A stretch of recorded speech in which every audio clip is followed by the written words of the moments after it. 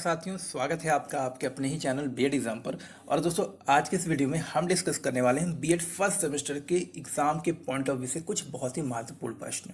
ऐसे प्रश्न जो कि आप लगातार बीएड चैनल, जो हमारा बीएड एग्जाम का चैनल है, टेलीग्राम चैनल, उसके माध्यम से भी पूछ रहे थे।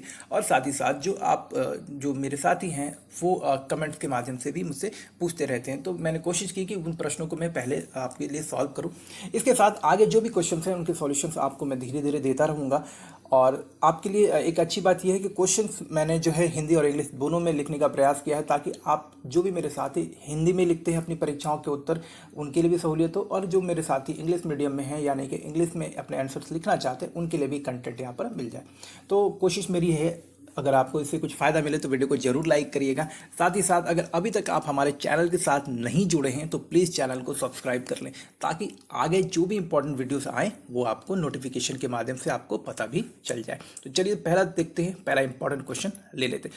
तो पहला जो इंपॉर्टेंट क्वेश्चन है ये है थॉर्नडिक लॉज ऑफ लर्निंग, या फिर इसे हम बोलते हैं आपके थॉर्नडिक लॉ, थॉर्नडिक एक्सपेरिमेंट, या फिर हम इसे पजल बॉक्स के नाम से भी जानते हैं। तो अगर ये अलग अलग नामों से भी आपके आ जाए तो आप इसको एक ही प्रश्न समझें और इसके उत्तर भी आपको उसी अनुसार से देने। ये बहुत ही महत्वपूर्ण प्रश्न है शिक्षा के क्षेत्र में। इस एक्सपेरिमेंट ने, इस थॉर्नडिक के इस सिद्धांत ने जो है बहुत सकारात्मक कार्य किया, और शिक्षा के प्रति जो लोगों के, सीखने के प्रति जो लोगों का दृष्टिकोण था उसको काफ़ी प्रभावित किया। और आगे चलकर इस दृष्टिकोण ने जो है शिक्षा में जो प्रक्रियाएं चल रही थी सीखने की, सिखाने की, उसको काफ़ी बदला है, उसको काफ़ी प्रभावित किया है। तो आइए समझते हैं कि आखिर ये एक्सपेरिमेंट है क्या। सबसे पहले देखेंगे क्या है ये पजल बॉक्स एक्सपेरिमेंट।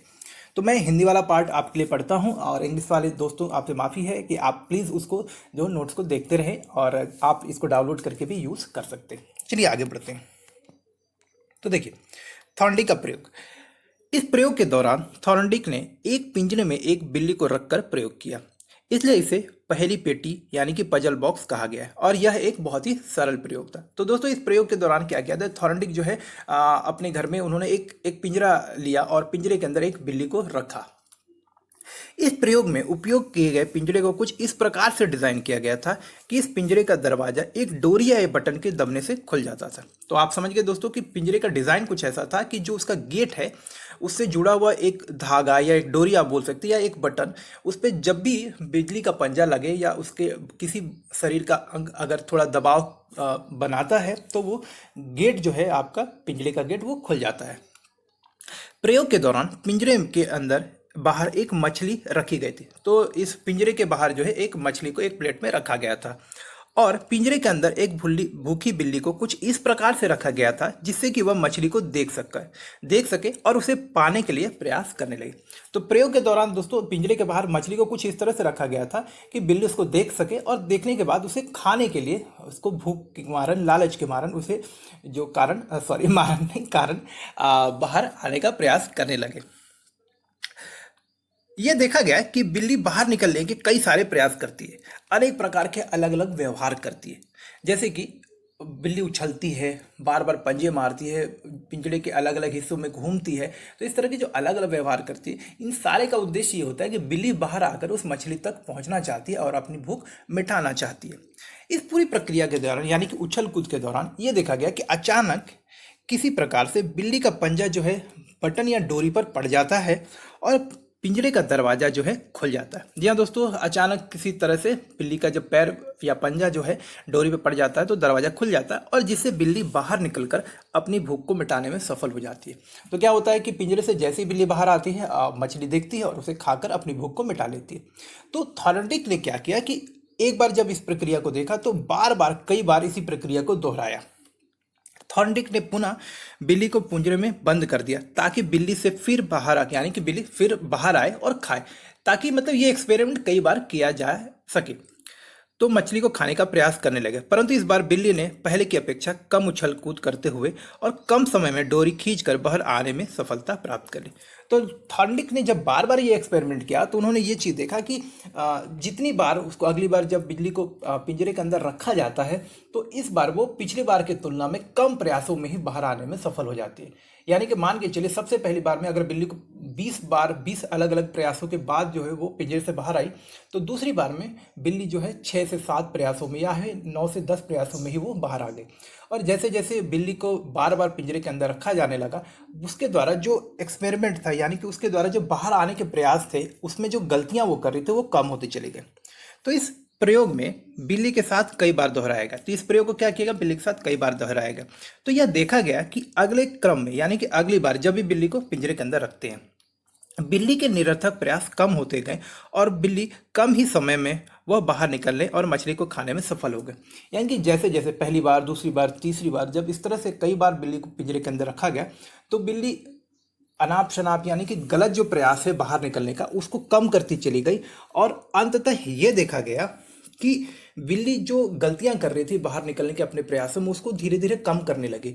और एक बार तो यह देखा गया कि बिल्ली को पिंजरे में रखते ही वह बिना किसी गलती के पहली बार में ही बिल्ली ने जो है पिंजरे के से दरवाजे से जुड़ा हुआ जो डोरी या बटन था उसको दबाया और वो बाहर निकलकर मछली को खाने में सफल हो जाती है। तो इस प्रयोग में थॉर्नडिक ने यह निष्कर्ष निकाला कि उद्दीपक, यानी कि जिसे हम लोग बोलते हैं स्टिमुलस, स्टिमुलस क्या था, मतलब ऐसा कोई भी चीज़ जो कि आपको कार्य करने के लिए प्रोत्साहित करता है, आपको एक्साइट करता है, स्टिमुलस वो चीज़ होती है के प्रति सही अनुक्रिया के साथ संबंध, यानी कि प्रत्यक्ष निर्माण कर बिल्ली ने पिंजरे से बाहर निकलना सीख लिया था। अब देखिए यहाँ पे स्टिमुलस क्या था, भोजन, और आपका जो अनुक्रिया क्या थी, यानी कि रिएक्शन क्या था, बटन को दबाना। तो बिल्ली जब बार बार बाहर आने के प्रयास करने लगी, तो वो एक चीज़ समझ गई कि बाहर निकलने के लिए, यानी कि भोजन को प्राप्त करेंगे, यानी कि उस स्टिमुलस तक पहुंचने के लिए, भोजन तक पहुंचने के लिए जो अनुक्रिया है, या सही अनुक्रिया है, जो सही रिएक्शन है, वो क्या है, बटन को दबाना। तो बार बार ट्रायल एंड एरर से, यानी कि त्रुटि और गलती परीक्षण से आपको ये समझने लगी कि मेरा सही प्रयास क्या हो सकता है, यानी कि अपने लक्ष्य को प्राप्त करने के लिए मेरे पास जो सबसे सही तरीका वो क्या है कि बटन को दबाया जा सके। तो आपने यहाँ देखा, या थॉर्नडिक ने यहाँ पे ये देखा कि ट्रायल एंड एरर के माध्यम से हम कई बार एक काम को करने के लिए जब अलग अलग प्रयास करते हैं, उन्हीं प्रयासों में से हमें अंततः एक सफल प्रयास का पता चलता है, सफल तरीके का हमें पता चल जाता है। तो थॉर्नडिक ने इस प्रयोग के बाद यह निष्कर्ष निकाला कि बिल्ली द्वारा बाहर निकलने की विधि का अधिगम, यानी कि बाहर निकलने की जो प्रक्रिया थी, उसको सीखने के लिए 2 चीज़ों का होना बड़ा ही महत्वपूर्ण था। पहला कि बिल्ली को भूखा होना जरूरी था, क्योंकि जब बिल्ली भूखी थी तो वो बार बार प्रयास कर रही थी। दूसरी बात, भोजन का भी होना, यानी कि अगर आप किसी लक्ष्य के प्रति आकर्षित हैं, तो आपके सामने पहले आकर्षित होने के लिए, आपको प्रोत्साहित करने के लिए आपके सामने कोई ना कोई लक्ष्य होना चाहिए। तो बिल्ली का लक्ष्य यहाँ पे क्या था, यानी कि जो स्टिमुलस था वो क्या था, भोजन, यानी कि मछली। तो इन दोनों चीज़ों का होना आवश्यक है। अर्थात कि अधिगम की प्रक्रिया, यानी आप जब कुछ भी सीखते हैं तो इस प्रक्रिया के दौरान आपको जो है स्टिमुलस, यानी कि आपके सामने लक्ष्य होता है, तब जाकर आप उस लक्ष्य को प्राप्त करने के लिए उत्साहित होते हैं और अलग अलग व्यवहार करते हैं, अलग अलग तरीके से लर्निंग करते हैं। तो उम्मीद करता हूं दोस्तों कि थॉर्नडिक का ये जो पजल बॉक्स एक्सपेरिमेंट है ये आप समझ गए होंगे। आगे चल के हम लोग देखेंगे लॉज ऑफ लर्निंग को भी। चलिए एक और प्रश्न ले लेते हैं। देखिए थॉर्नडिक लॉज ऑफ लर्निंग। तो इसी एक्सपेरिमेंट के बाद जो है थॉर्नडिक ने कुछ प्रमुख नियम निकाले। 2 तरह के नियम थे जिसको प्राइमरी लॉज और सेकेंडरी लॉज भी कहते हैं। तो उनको हम लोग एक एक करके यहाँ पे देखते हैं। इंग्लिश में भी नोट्स हैं दोस्तों और हिंदी में भी, तो आप आराम से दोनों को देख सकते हैं, कोई परेशानी नहीं होने वाली है आपको। अब देखते हैं। तो थॉर्नडिक ने जो अपने प्रयोग है, बिल्ली के साथ जो पजल बॉक्स एक्सपेरिमेंट किया, उसके आधार पर जो नियम प्रतिपादित किए उन्हें हम लोग बोलते हैं प्राइमरी लॉज। तो थॉर्नडिक के अधिगम के सीखने के जो मुख्य नियम है, ठीक है, इनको हम लोग देखते हैं। तो थॉर्नडिक ने जो 3 प्रमुख नियम दिए उसमें से पहला है हमारा थॉर्नडिक का तत्परता का नियम, जिसे कि लॉज ऑफ रेडीनेस भी कहते हैं। तो थॉर्नडिक ने यह स्पष्ट किया कि सीखने के लिए यह आवश्यक है कि सीखने वाला सीखने की प्रक्रिया के लिए तैयार हो। अर्थात कि हम समझ सकते हैं कि अगर आप किसी को सिखाना चाहते हैं तो जिस व्यक्ति को आप सिखाना चाहते हैं उस व्यक्ति को भी उस सीखने की प्रक्रिया के लिए तैयार होना चाहिए। जब सीखने वाले के सामने कोई समस्या होती है और वह उसे हल करने के लिए प्रयत्न करता है तो हम कह सकते हैं कि वह सीखने के लिए तत्पर है। जी हाँ दोस्तों, सीखने की प्रक्रिया के दौरान ये बहुत ही महत्वपूर्ण हो जाता है।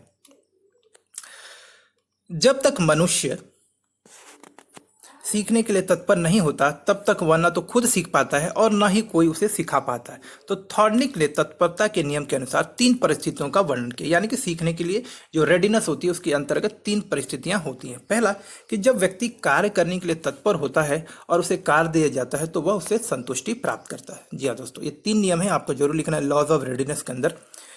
कि जब व्यक्ति को कार्य करने के लिए रेडी है, मतलब आप कुछ काम करना चाहते हैं, मान के चले आपको साइकिल चलाना है, और अगर आपको साइकिल दे दी जाए तो आपको क्या मिलता है? बहुत खुशी मिलती है, आपको संतुष्टि होती है साइकिल चलाकर।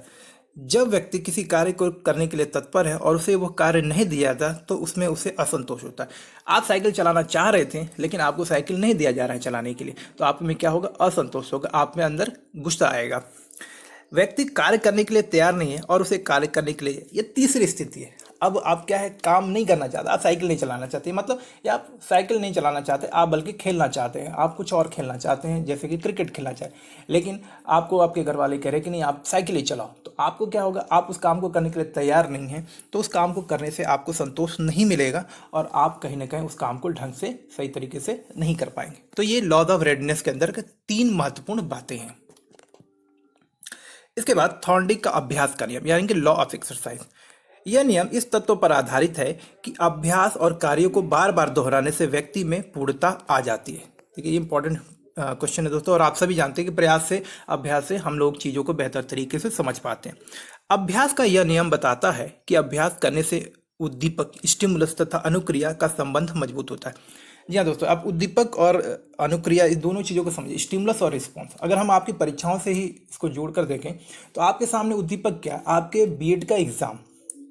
अब देखिए, बीएड के एग्जाम है, आपके डेट शीट आ गई, तारीख आ गई, तो आपको क्या है? आपके अंदर उत्तेजना है, आप एक्साइटेड है अपने लक्ष्य को प्राप्त करने के लिए कि आप बीएड की परीक्षा में अच्छा करें। तो आपके सामने उद्दीपक क्या है? स्टिमुलस क्या है? आपकी परीक्षाएं, कि 10 और 12 अगस्त को आपकी परीक्षाएं होनी है।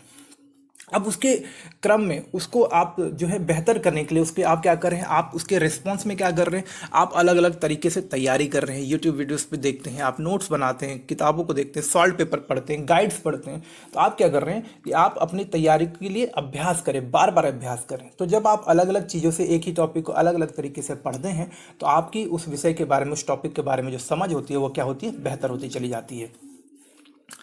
तो यहाँ पे वही बात बताया गया है कि अतः स्पष्ट है कि जब हम किसी पाठ या विषय को बार बार दोहराते हैं तो उसे सीख जाते हैं। तो थॉर्नडिक ने इसे उपयोग का नियम कहा है। तो आप समझ गए कि दो, पहला लॉज ऑफ रेडीनेस, दूसरा है लॉ ऑफ एक्सरसाइज, यानी कि किसी कार्य को जब हम बार बार करते हैं तो उसमें हम निपुण हो जाते हैं, उसमें हम ज़्यादा बेहतर होते चले जाते हैं।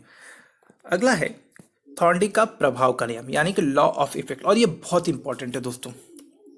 थॉर्नडिक के इस सिद्धांत का सबसे महत्वपूर्ण नियम यह है कि इस नियम को संतोष और असंतोष का नियम भी कहते हैं। देखिए, इसे आप संतोष यानी कि संतोष, असंतोष का नियम भी कह सकते हैं। थॉर्नडिक के अनुसार जिन कार्यों को करने से व्यक्ति को संतोष मिलता है, अच्छा अनुभव होता है, वह उसे बार बार दोहराता है, यानी कि बार बार करता है। परंतु जिन कार्यों से असंतोष मिलता है वह उसे नहीं करना चाहता। उदाहरण के लिए मान के चलिए कि अगर आप जब छोटे थे, आप एक छोटा सा एक बहुत ही अच्छा उदाहरण देता हूँ मैं आपको। जब आप छोटे होते हैं और आपको किसी ऐसे व्यक्ति के घर जाना, या ऐसे किसी रिश्तेदार या ऐसे किसी पड़ोसी के यहाँ जाने को मिले, बोला जाता है, जहाँ के आपको जाने के बाद वो आपसे अच्छे से बात करता है, आपको हो सकता है टॉफ़ी या चॉकलेट देता हो, तो आप ऐसे पड़ोसी के यहाँ, यानी कि आपको वहाँ जाने पर क्या होता है? उस पड़ोसी से मिलने पर आपको क्या होता है? एक अच्छा अनुभव होता है, आपको अच्छा लगता है उसके यहाँ जाना। लेकिन एक ऐसा पड़ोसी जो आपको घर के बाहर ही खड़ा रखता है और आपसे बातचीत भी नहीं करता, तो ऐसे पड़ोसी के पास जाने में आपको संतोष नहीं मिलता, आपका जो अनुभव होता है अच्छा नहीं होता है। तो इन दोनों केसेस में आपको, पहले केस में आपको संतुष्टि मिलती है वैसे पड़ोसी के पास जाने में जो कि आपसे अच्छे से व्यवहार करता है, और दूसरे केस में जहाँ आपकी पड़ोसी आपसे ठीक से बात नहीं करता है तो आपको असंतोष। इन दोनों ही केसेस में क्या होता है कि आपका अनुभव इस बात को निर्धारित करता है कि आप चीज़ों को कैसे सीखते हैं। तो संतोषप्रद परिणाम व्यक्ति के लिए शांतिवर्धक होते हैं और कष्टदायक और असंतोष परिणाम व्यक्ति की स्थिति की प्रक्रिया के बंधन को निर्बल बना देते हैं। यानी कि अगर आप किसी काम को कर रहे हैं, उसमें अच्छे परिणाम नहीं मिलते, आपको अच्छा रिजल्ट नहीं मिलता, तो आप उस काम को करना बंद कर देते हैं, धीरे धीरे उस काम को करना छोड़ देते हैं। तथा व्यक्ति जिस काम को कर रहा है, अगर उसमें असफलता मिलती है, चीज़ें अच्छे से नहीं होती, तो धीरे धीरे उस काम को के प्रति जो है आपका दृष्टिकोण भी नकारात्मक होता चला जाता है और आप जो है उतनी एक्साइटमेंट के साथ उस काम को नहीं करते हैं। तो लॉ ऑफ इफेक्ट, जो काम अच्छा लगता है उसे हम बार बार करते हैं, जो काम अच्छा नहीं लगता उसे हम लोग धीरे धीरे करना छोड़ देते हैं। अब देखिए थॉर्नडिक की अगर हम लोग बात करते हैं ना, आपका क्वेश्चन आता है कि क्रिटिकल इवैल्यूएशन, तो थॉर्नडिक के इन नियमों की जो आलोचना भी हुई है, आप इसको समझते हैं। तो आलोचना क्यों है कि इस बात को लेकर हुई है कि प्रभाव के नियम में संतोषजनक प्रभाव, सेटिस्फाइंग इफेक्ट तथा खींच यानी कि एनॉयमेंट, दो ऐसे टर्म को यूज किया गया है जो कि पशु के व्यवहार को सही प्रकार से प्रदर्शित नहीं करते। यह बड़ा मुश्किल कार्य है कि पशु को किसी क्रिया के बाद संतुष्टि हो रही है या खींच उत्पन्न हो रही है। या दूसरी आलोचना इस बात को लेकर हुई है कि नियम के अनुसार प्राणी अनुक्रिया पहले करता है और उसे पुरस्कार बाद में मिलता है। तो इसमें दो चीज़ें हैं। ये कहने का मतलब ये है कि आलोचक जो हैं आपके, ये कहते हैं कि आप इस बात का निर्णय सही प्रकार से नहीं ले सकते कि कौन सी प्रक्रिया से, खास तौर पे पशुओं में, कि कौन सी प्रक्रिया से इस जानवर को खुशी मिल रही है या नहीं मिल रही है, या कौन सी चीज़ें हैं या कौन सी आदतें हैं या कौन सी प्रक्रिया जिससे कि पशु को जो है गुस्सा आ रहा है, खींच हो रही है। तो थोड़ा सा एक्सपेरिमेंट के ऊपर थोड़ा डाउट होता है।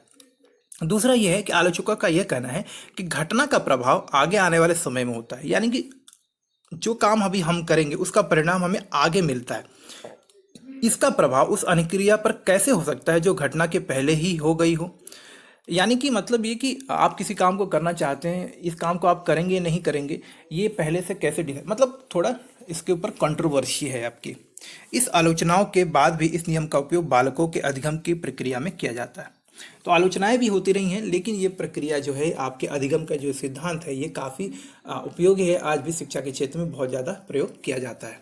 इसको हम लोग और विस्तार पूर्वक देखेंगे आगे आने वाले वीडियोज़ में कि इसका शिक्षा के क्षेत्र में किस तरह से उपयोग किया गया है।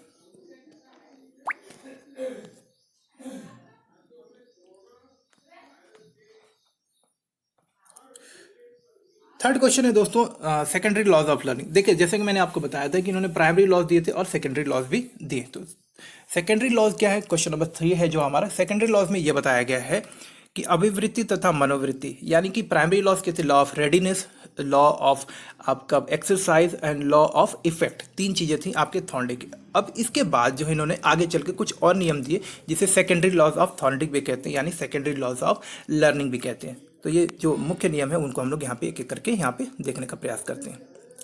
अभिवृत्ति तथा मनोवृत्ति का नियम, लॉ ऑफ एटीट्यूड और सेट ऑफ डिस्पोजिशन। थॉर्नडिक ने स्पष्ट किया कि यदि सिखाई जाने वाली सामग्री और सीखने के प्रति सही सीखने वाले की अभिवृत्ति सकारात्मक हो। ये अगर आपके 2 नंबर के क्वेश्चन में आए तो जो मैंने आपके इटैलिक वर्ड में लिखे आप उनको ही लिखें, यानी कि जो आपके हाईलाइटेड वर्ड्स हैं उनको लिखें आप। कि थॉर्नडिक ने स्पष्ट किया कि यदि सिखाई जाने वाली सामग्री और सीखने के प्रति सीखने वाले की अभिवृत्ति सकारात्मक होती है, अर्थात उसकी मनोवृत्ति तथा उसे अनुकूल होती है, तो वह सीख जाता है। अतः यह आवश्यक होता है कि सिखाई जाने वाली सामग्री सीखने वाले की अभिवृत्ति के अनुकूल हो तथा या फिर सामग्री के प्रति उसकी आवृत्ति जागृत की जाए। मतलब कि अगर आप किसी चीज़ सिखाना चाहते हैं, किसी बच्चे को किसी चीज़ के बारे में बताना चाहते हैं, तो पहले बच्चे के अंदर उस चीज़ को सीखने के प्रति आप जागरूकता फैलाएं, उसके अंदर इंटरेस्ट पैदा करें, या फिर चीज़ें ऐसी खुद ही इंटरेस्टिंग होनी चाहिए जिसे देखकर बच्चा उसे सीखना चाहे। जैसे कि जब पहली बार कंप्यूटर को आप देखते हैं तो हम खुद से ही उसे सीखने का प्रयास करते हैं, या फिर जब गणित का विषय आता है तो बच्चे उसे सीखना तो नहीं चाहते, लेकिन जब शिक्षक उसे सही तरीके से बच्चों के सामने प्रस्तुत करते हैं, कुछ मनोरंजक एक्सपेरिमेंट, कुछ क्विजेस कराते हैं, तो बच्चे के अंदर एक्साइटमेंट होता है कि चलो ये चीज़ें हम सीखते हैं। तो चीज़ें अगर आपको कुछ सिखानी है तो उनका 2 तरीका, या तो चीज़ों को मनोरंजक तरीके से सामने प्रस्तुत करें, या फिर बच्चों को उस चीज़ को सीखने के लिए पहले उत्साहित करें, उसके बाद चीज़ों को सिखाएं। लॉ ऑफ एटीट्यूड और सेट ऑफ डिस्पोजिशन, ये आपको बताया जाता है। दूसरा है बहु अभिक्रिया का नियम, लॉ ऑफ मल्टीपल रिसोर्सेज।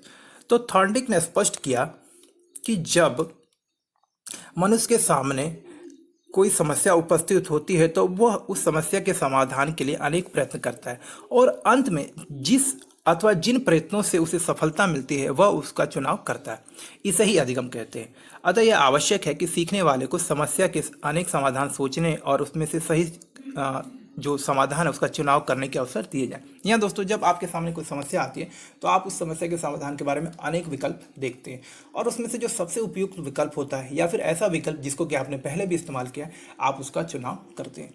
तो ये जरूरी है किसी समस्या के समाधान के लिए, आपके सीखने की प्रवृत्ति को और प्रबल बनाने के लिए, आप ज़्यादा से ज़्यादा सीख पाएँ, इसके लिए आपको अवसर दिए जाएँ कि आप एक समस्या के समाधान के लिए अलग अलग विकल्प को चुनें, उनको ढूंढने का प्रयास करें। अगला नियम है, आप देख सकते हैं यहाँ पे, आंशिक क्रिया का नियम, लॉ ऑफ पार्शियल एक्टिविटी।